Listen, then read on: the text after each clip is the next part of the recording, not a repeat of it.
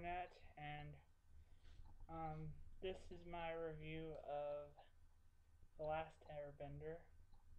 Um, I thought it was a good movie. Saw it last night. Um, saw it in 3D. I'm not disappointed. Um,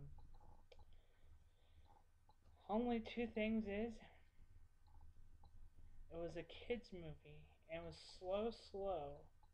My niece was overwhelmed. Let's just say. Also, um,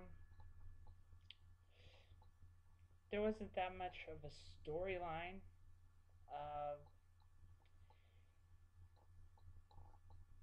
but other than that, it was a good movie. Um,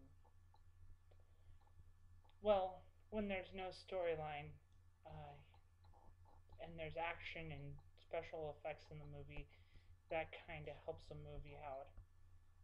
Just look at Hulk, not the not the one with Ed Norton in it. That was really cool. The one before that with Eric Lee directing it. Too much talking, not enough action. Last Airbender was a lot different than that. There was a lot more action in it. Um, I don't know too much of what I'm gonna say about that, but other than that, the movie was okay. Just it's a kids movie and it's just too dang slow.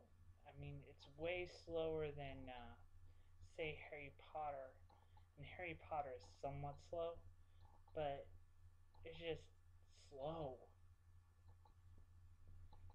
I don't know what M. Night Shyamalan was thinking with that movie, what he was doing, but yeah.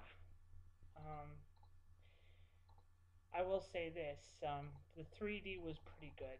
Um, Even though the movie was not filmed in 3D, it was pretty good.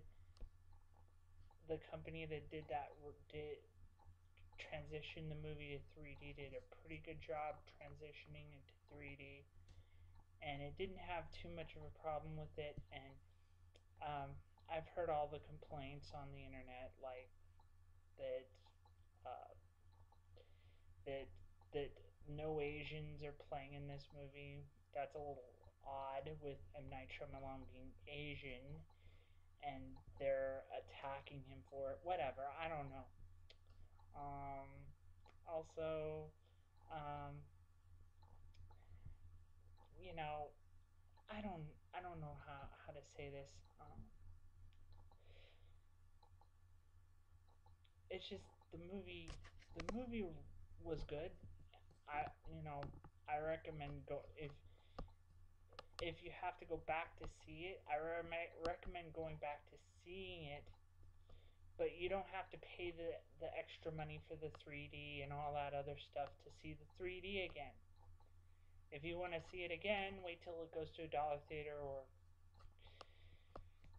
rent it on DVD. Um, I will say though that from what little I've seen of the cartoon version of it, the movie goes right with the cartoon. There's not, you know, they even went as far as to say like um, when the Fire Nation comes, there's ash that falls from the sky. Um, that might be a spoiler, but yeah, um, they go that far, and they actually do everything kind of like the cartoon, but they have it in different areas.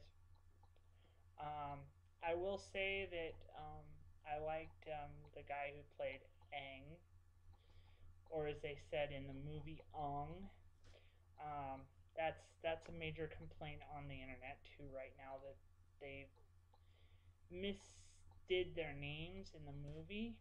Uh, the truth about that is, I watched an interview with M. Night Shyamalan, and he said that he was trying to make it more appealing to American viewers. You know, um, like it's easier to he had them say the names the way they sound in English. I guess that's what they were saying. Anyways, that's weird, but you know, M. Night Shyamalan's weird anyway. Um, let's see what else. The thing I was going to talk about was there's this fight scene between Prince Zuka and Aang, and it's pretty cool because the it's this little kid fighting um, the the actor from um, Slumdog Millionaire. so so so it's just kind of funny, and then they got all the special effects in the fight scene and everything. You know, it wasn't a disappointment. At least I'll say that much. The fight scene at the end of the movie. Um, and also, there's a lot of complaints about the special effects in that movie. I'll just tell you this much. Um, I actually enjoyed the special effects. They weren't that bad. Um, it didn't look like it was made by a grade schooler like everybody says. Um, it actually looks way better than, let's say, what was a movie that had the worst special effects I have ever seen? Oh yeah, um,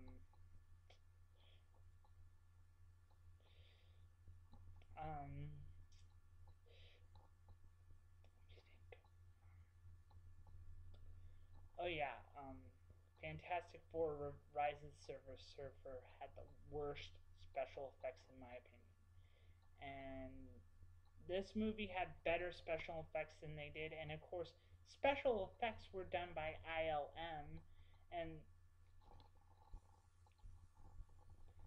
George Lucas is not that bad. So that's my opinion.